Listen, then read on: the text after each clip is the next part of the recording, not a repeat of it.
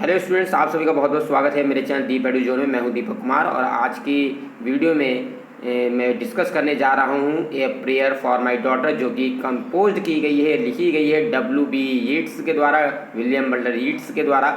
और इसमें बहुत सारे इम्पोर्टेंट्स, इसमें पोएम के इम्पोर्टेंट नोट्स मैं आपको देने जा रहा हूँ, जिससे कि आप जो पेपर होने वाला है उसमें आप आसानी से इसके बारे में लिख पाएँ। इसकी समरी यहाँ पर बताऊँगा, इसके पोएम के बारे में बताऊँगा और वो उसका एक्सप्लेनेशन करने में भी आपकी हेल्प हो जाएगी, क्योंकि आप वहाँ से मैटर बनाकर लिख सकते हैं। इस तरीके से मैंने कई सारी वीडियो बना दी हैं, लगभग ये 26 जो है वीडियो है जिसमें आपको बताया जा रहा है। और यहाँ पर मैंने कई सारी जो वीडियो है पहले से डाल दी हैं और उसमें कई सारी पोएम्स हैं, तो उन पोएम के मीनिंग आप देख लें और उनके नोट्स भी वहाँ पर दे रखें, तो उसके ज़रिए आप प्रिपेयर करके काफ़ी अच्छी तरीके से जो पेपर होने वाला है अच्छी तरीके से कर सकते हैं और बड़े आराम से कर लेंगे। और जब आपका पेपर हो जाए तो उसके बाद कमेंट करके ज़रूर बताइएगा कि पेपर कैसा हुआ।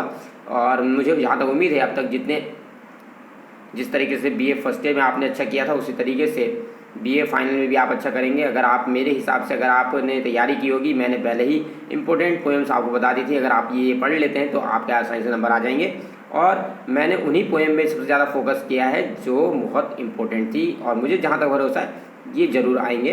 ठीक है, तो ऑप्शन में आते हैं, मैं ये नहीं कह रहा हूँ सारे के सारे आ जाएंगे, क्योंकि ऑप्शन में आते हैं तो आपके सारे के सारे जो एटलीस्ट जो पेपर है पूरा का पूरा पेपर आप अटैम्प्ट कर पाएंगे बड़े आसानी से। तो कल का पेपर ही बताएगा कि कैसा होता है। ठीक है, तो उसके बारे में भी हम डिस्कस करेंगे कल के वीडियो में कि कौन कौन से क्वेश्चंस आए और हमने क्या क्या बताया था। तो चलिए आगे बढ़ते हैं। यहाँ पर a prayer for my daughter, तो एक प्रेयर है अपनी डॉटर के लिए, अपनी बेटी के लिए। एक पिता अपनी बेटी के लिए यहाँ पर एक प्रेयर करता है। तो क्या है इस पोएम में, किस चीज़ के बारे में है? A prayer for my daughter is a celebrated poem by Yeats. तो प्रेयर फॉर माई डॉटर ये जो पोएम है एक सेलिब्रेटेड पोएम है, जो उत्सव की तरह आप कह सकते हैं, जिसमें उत्सव मनाया जा रहा है, बहुत खुश है ईट्स के द्वारा। तो प्रेयर फॉर माई डॉटर एक सेलिब्रेटेड पोएम है, बहुत जानी मानी कविता है, ईट्स के द्वारा लिखी गई है। It was occasioned by a mixed emotion, और इसमें जिस अवसर पर ये लिखी जा रही है, तो जो अवसर है वो एक तरीके से मिक्स्ड इमोशन यहाँ पर व्यक्त कर रहा है। एक मिश्रित भावना, मिश्रित भाव कवि के मन में आ रहे हैं। In which the poet recollected the merciless, जिसमें कवि एक तरफ तो रिकलेक्टेड कर रहा है, याद कर रहा है मर्सीलेस, जो उसकी प्रेमिका थी जिससे वो प्यार करता था। मर्सीलेस मतलब जिसमें दया नहीं थी, जिसमें दया का भाव नहीं था, उसका नाम, उस प्रेमिका जिसका नाम मॉड गॉने है, उसको भी याद कर रहा है। And looks at his infant, और साथ ही में उस पालने में, जो क्रेडल में उसका जो उसकी जो बेटी लेटी हुई है, इन्फेंट डॉटर, और क्रेडल में वो जो इन्फेंट मतलब शिशु, नवजात बेबी जो है, उसकी बेटी सोई हुई है इन हर क्रेडल, अपने क्रेडल में, उसकी तरफ को देखता है। Yeats lived in the old नॉमन tower, तो ईट्स जो है वो नॉमन टावर में रहता था, कॉल्ड, जिसे कहा जाता है थूर बैलिबे, समटाइम्स इन 1980, और कभी कभी मतलब समटाइम 1980 में इसे थूर बेलेबी कहा जाता था। हिज एल्डेस्ट डॉटर, उसकी जो बड़ी बेटी है एनी बटलर ईस्ट, तो उसकी जो एल्डेस्ट डॉटर है Anne Butler Yeats, was born to him in July 1919, तो उसका जन्म 1919 में हुआ था। One day a few week, तो एक दिन क्या हुआ, अ फ्यू वीक्स आफ्टर, तो कुछ सप्ताह के बाद, आफ्टर हर बर्थ, उसके जन्म के बाद, आ फायर स्टॉर्म, एक बहुत ही जो फायर स्टॉर्म है, बहुत ही तेज़ तूफान जो है वो आ जाता है। तो यहाँ पर जो कवि है उसने वर्णन किया है अपनी जो बेटी है, जो नवजात शिशु के रूप में उन्हें वर्णन किया है, जो नवजात शिशु है और अपने पालने में लेटी हुई है, और उसको जब वो देख रहा है तो उसको याद आ रहा है अपनी जो प्रेमिका है, जिसका नाम मॉड गने, वो याद आ रही है। तो यहाँ पर जिस बेबी के बारे में बात की गई है वो है एल्डेस्ट डॉटर है, जिसका नाम था एने बटलर ईस्ट। ठीक है, उसका जन्म 1919 में हुआ था। और कुछ सप्ताह के बाद जब उसका जन्म हुआ था तो उसके बाद मतलब जो मतलब मौसम था बहुत ख़राब हो गया था और बहुत तेज़ तूफ़ान आया था और began to howl outside the house. उसके मतलब घर के बाहर वो बहुत तेज़ तूफ़ान आया, चिंगाड़ता हुआ, बहुत ही तेज़ हवाएं चल रही थी। His mind was disturb by the storm. तो कवि का जो माइंड था वो डिस्टर्ब हो गया था, परेशान हो गया था तूफान से। एंड ही मूव्ड और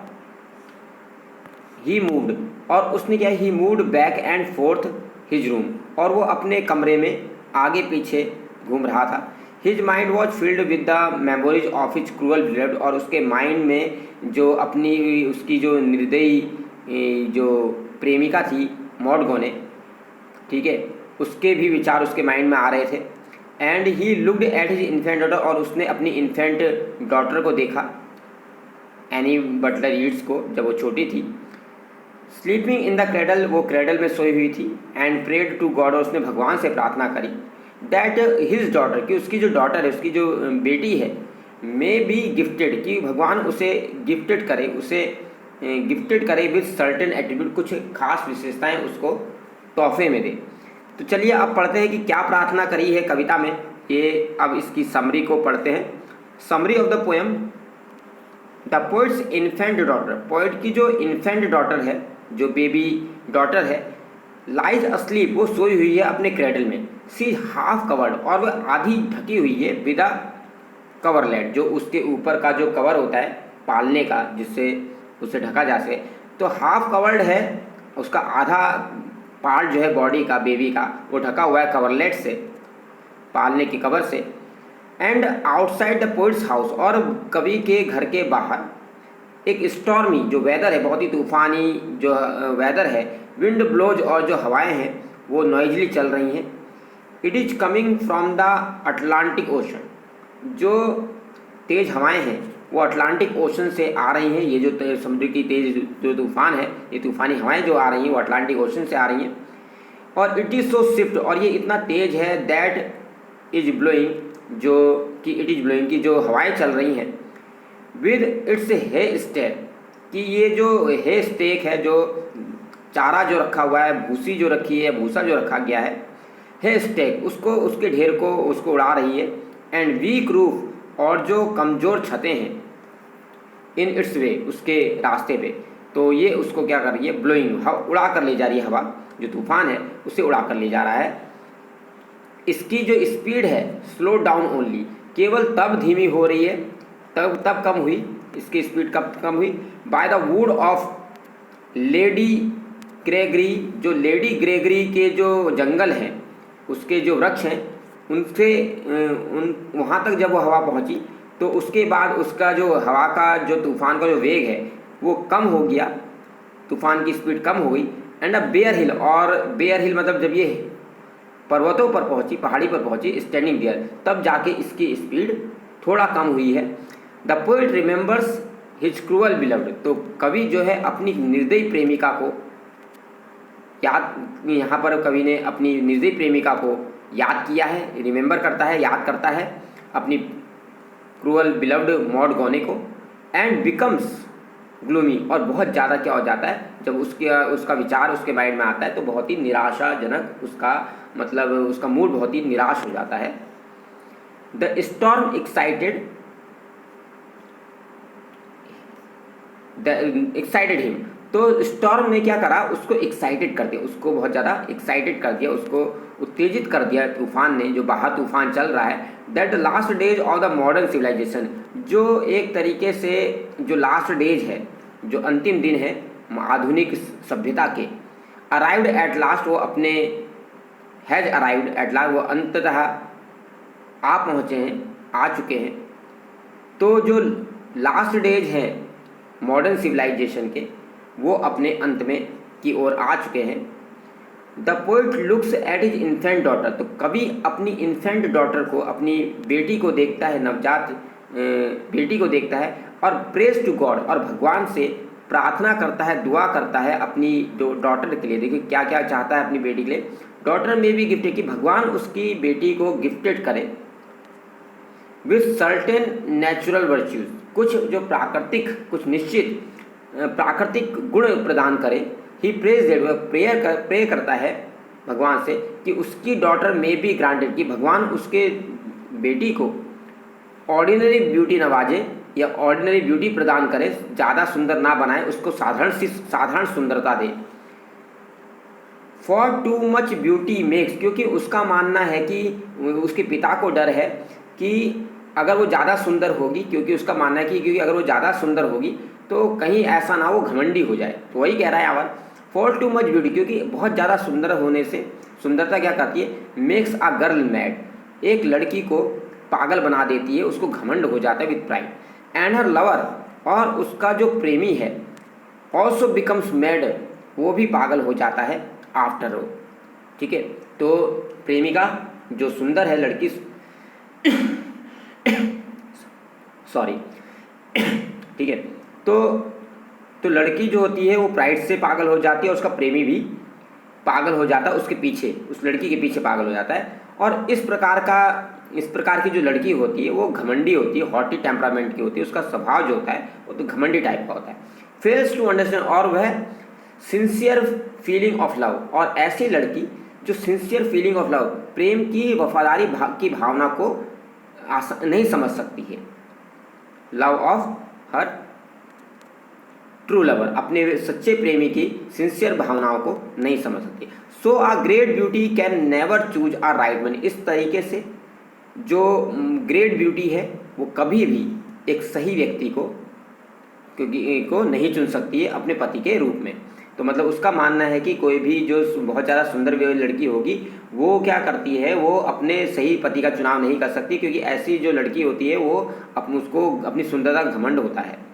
तो ऐसी स्थिति में वह सही पति का चुनाव चयन नहीं कर सकती है। The poet sides the example, poet यहाँ पर साइड्स का मतलब एग्जाम्पल कन्वे करता है या देता है, एग्जाम्पल देता है टू विमेन का, दो औरतों का एग्जाम्पल देता है जो एक्सेप्शनल ब्यूटी, जिनके पास असाधारण सुंदरता थी, एक्सेप्शनल असाधारण सुंदरता थी, जिसमें नाम दिए गए हैं एक हेलेना और दूसरा Venus. Both of them found, और दोनों ही बहुत ज़्यादा सुंदर थी, और both of them found their lifes uninterest, और दोनों ने ही अपनी ज़िंदगी को पाया बाद में, जब शादी हो गई या जब उन्होंने चयन कर लिया कि उनकी ज़िंदगी अनइंटरेस्टिंग हो गई, because of very high opinion about their beauty, क्योंकि उनका विचार अपनी सुंदरता के बारे में बहुत ज़्यादा था, बहुत ऊंचे विचार थे। दे रूइंड देयर लाइफ, और इन विचारों ने उनकी ज़िंदगी को बर्बाद कर दिया। Because they chose wrong man, क्योंकि उन्होंने गलत व्यक्ति का चुनाव किया अपने पति के रूप में, वो सही पति नहीं चुन पाए, का चयन नहीं कर सकी। हेलेना इलोव्ड, हेलेना भाग गई पेरिस के साथ, विच ब्रॉड डिस्ट्रक्शन, जो ट्रॉय और पेरिस दो राज्यों का डिस्ट्रक्शन, विनाश लेके आया। तो भाग गई, और उसके बाद फिर दोनों देशों में, ट्रॉय और पेरिस में लड़ाई हुई, और दोनों तो यह विनाश लेके आया। तो युद्ध हमेशा विनाश लेके आता है। तो एक मतलब लड़की युद्ध का कारण बनी दो के बीच में, और तबाही का कारण बनी। हेलेना इलोव्ड, तो सिमिलरली इसी तरीके से वीनस जो थी ऑल्सो चोज अ लैम, उसने भी एक लंगड़े आयरन स्मिथ को चुना अपने हस्बैंड के रूप में। लेटर ऑन सी, और बाद में she was found in the arms, और बाद में वो मार्स की बाहों में चली गई। इट इज़ एविडेंट, तो इस तरीके से देखें तो दोनों ही अपना सही फैसला नहीं ले पाई अपनी ज़िंदगी का, और सही व्यक्ति का चयन अपने हस्बैंड के रूप में नहीं कर पाई। इसीलिए जो वीनस है वो भी दूसरे के साथ में चले गई और अपने पहले वाले पति को उन्हें छोड़ दिया। इट इज़ एविडेंट, ये बिल्कुल ही एविडेंट है, ये बहुत ही स्पष्ट है। फ्रॉम दोज टू एग्जाम्पल, इन दो एग्जाम्पल से, जो ब्यूटीफुल लेडीज़ का यहाँ पर एग्जाम्पल दिया गया। Their food with their food such a salad, तो एक तरीके देखें तो वहाँ पर लेडीज़ का जो विद देयर फूड, जिन्होंने फूड सच आ सैलेड और प्राइड, तो उनका जो फूड है सच आ सैलेड, वो एक सैलेड के समान है, गर्भ का जो सैलेड है। एज मेक्स देम, जो दोनों देम मेड, जिन्होंने उनको पागल बना दिया, एंड देयर क्रेजीनेस, और उनकी जो सनक थी, destroy there great marital happiness, और उनके वैवाहिक हैप्पीनेस को तबाह कर दिया, डिस्ट्रॉय कर दिया। तो इस तरीके से आगे देखते हैं।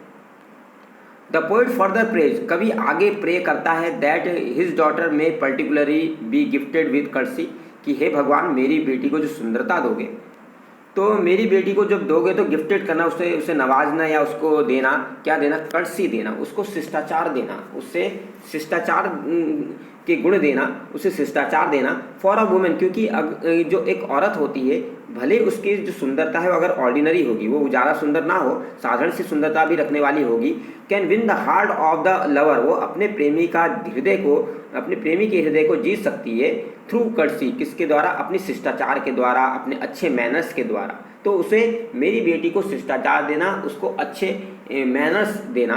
The poet wants her soul to flourish like a tree, और पोएट चाहता है कि उसकी बेटी की जो सोल है वो एक पेड़ की तरह पले फूले बढ़े। And he also wishes her thought, और वो चाहता है कि उसके जो थॉट्स हैं, उसकी बेटी के जो थॉट्स हैं, टू बी इनोसेंट, वो इनोसेंट हो, चेयरफुल हो, प्रसन्नता देने वाले हो, like the notes of Lynette, जिस तरह से लिनेट चिड़िया होती है और बहुत सुंदर गीत गाती है, भले वो दिखती नहीं है, उसे देखना बहुत मुश्किल होता है, लेकिन उसके जो स्वर होते हैं वो चारों तरफ एक बहुत ही अच्छा म्यूजिकल एटमोसफियर बना देते, बहुत ही हैप्पीनेस एटमोसफियर क्रिएट कर देते चारों तरफ। तो ये उसने कहा है, he wants her to be, और वो चाहता है टू बी अवॉइड, कि उसकी जो बेटी है वो दूर रहे, ड्रिंक से दूर रहे और झगड़े से दूर रहे, मतलब उसकी बेटी झगड़ालू ना हो और पियक्कड़ ना हो, शराब ना पिए। He wishes her daughter to keep her mind, और वो चाहता है कि उसकी बेटी जो है टू कीप हर माइंड, की अपने माइंड को फ्री फ्रॉम इंटेलेक्चुअल, वो इंटेलेक्चुअल हेट्रेड से दूर रखे, मतलब सोची समझी नफरत से दूर रखे। उसकी नफरत ऐसी नहीं होनी चाहिए, वो अपने माइंड में किसी के प्रति नफरत ना पाले। She turns out to be an out of date revolutionary, और she turns out to be, और वो हो जाए एक out of date revolutionary orator, और वह बन जाती है एक रिवोल्यूशनरी ओरेटर बने, एक क्रांतिकारी वक्ता बने।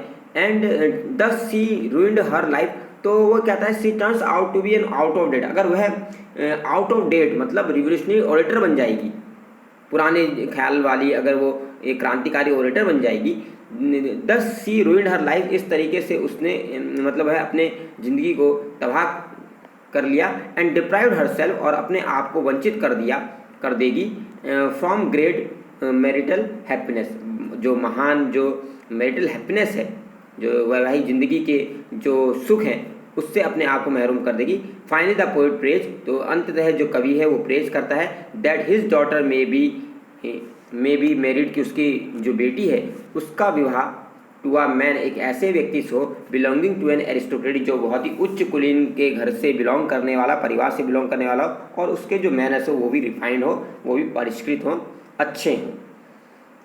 तो इस तरीके से उसने अपनी बेटी के लिए प्रार्थना करी है। और यहाँ पर उसने मॉड गोने के लिए भी यहाँ पर एग्जाम्पल दिया था कि मॉड गोने ने क्या किया, रूइंड हर लाइफ, तो वहाँ पर एग्जाम्पल दिया कि मेरी बेटी ऐसी ना हो, अच्छे संस्कार वाली हो। और क्योंकि जो मॉड गोने थी उसकी जो पहली की प्रेमिका है, तो मॉड गोने ने भी रूइंड हर लाइफ, अपनी ज़िंदगी बर्बाद कर ली थी, क्योंकि उसने अपने माइंड के अंदर इंटेलेक्चुअल हेट्रेड पाली थी, मतलब एक सोची समझी हेट्रेड पाली थी। सी टर्न्स आउट टू बी, और वो एक आउट ऑफ डेट मतलब एक ऑरेटर बन गई, ठीक है, एक वक्ता बनी, वो भी आउट ऑफ डेट, ठीक है, जिसको जो समकालीन मतलब अभी का ना हो, पुराने समय का या पुराने विचारों वाली ओरेटर बनी, और उस तरीके मतलब वह मतलब पुराने विचार वाले ख्यालात थे उसके, और वो वैसा ही बुरे भाषण दिया करती थी। 10 सीट टर्न, और इस तरीके से उसने अपनी ज़िंदगी को, हर लाइफ अपनी ज़िंदगी को बर्बाद कर दिया, रूइन माने बर्बाद कर दिया, और अपनी जो लाइफ को, अपने आप को महरूम कर दिया कि वह जो मैरिटल हैप्पीनेस ला सकती थी, अगर वो मुझसे शादी करती तो उसने अपने आप को उस मैरिटल मतलब एक तरीके से जो वैवाहिक हैप्पीनेस है उससे वंचित कर दिया। अगर वो मेरा चयन करती तो शायद उसकी ज़िंदगी मैरिटल हैप्पीनेस होती, फुल ऑफ मैरिटल हैप्पीनेस होती, लेकिन उसने गलत व्यक्ति का चुनाव किया और उसने अपनी ज़िंदगी को बर्बाद कर लिया। तो यहाँ पर मॉड गोने का भी एग्जाम्पल यहाँ पर दिया, ठीक है। अगर आपको ये पोएम का जो मीनिंग है, ये जो पोएम का यहाँ पर मैंने समरी का जो मीनिंग बताया, अगर आपको समझ में आया और आपको अच्छा लगा और आपको हेल्प मिली है तो लाइक कीजिए, शेयर कीजिए, सब्सक्राइब कर दीजिए चैनल को। और इसी तरीके से अपने जो स्टूडेंट्स हैं, आपके जो फ्रेंड्स हैं और जो आपके साथ जो पढ़ने वाले स्टूडेंट्स हैं, उनके साथ शेयर करना ना भूलें। Thank you.